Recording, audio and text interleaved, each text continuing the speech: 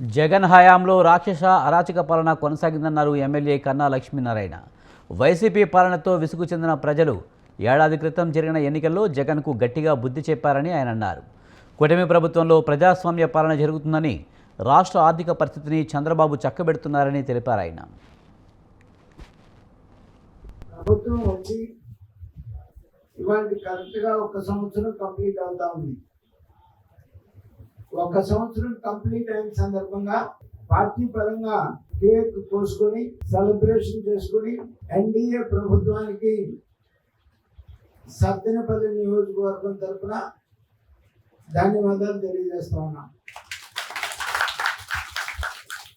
అలాగే ఇక press meet పరంగా వచ్చేటప్పటికి 2014 నుండి 2019 నుండి 24 వరకు కూడా ఈ రాష్ట్రంలో ఒక అరాచక రాక్షస ప్రభుత్వం పరిపాలన సాగింది. ప్రజలు ఎప్పుడు ఎన్నికలు వస్తాయా అని ఎదురు చూశారు. ప్రజలకి ఒక ప్రజాస్వామ్యం లేదు, ప్రజలకు రక్షణ లేదు, ప్రధానంగా ప్రజల భూములకు కూడా రక్షణ లేనటువంటి పరిస్థితి.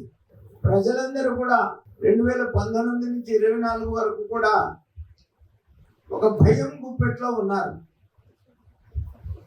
2024 ఎన్నికల రోజు కనీసం ఎర్రటి ఎండలో కూడా 5 గంటలు 6 గంటలు క్యూలో నిలబడి జగన్మోహన్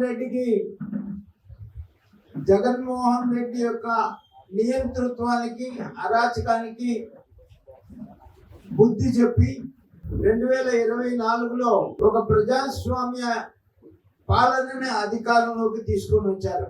ఇవాళ ప్రజాస్వామ్య పాలన కేంద్రంలో నరేంద్ర మోడీ గారి నాయకత్వంలో ఎన్డీఏలో, అలాగే రాష్ట్రంలో ఎన్డీఏ భాగస్వామి అయినటువంటి తెలుగుదేశం, భారతీయ జనతా పార్టీ, జనసేన 3 పార్టీల ఆధ్వర్యంలో రాష్ట్రంలో చంద్రబాబు నాయుడు గారి నాయకత్వంలో ఒక ప్రజాస్వామ్య పాలన జరుగుతూ ఉంది. ప్రభుత్వం వచ్చి ఇవాళ కరెక్ట్గా 1 సంవత్సరం కంప్లీట్ అవుతా ఉంది.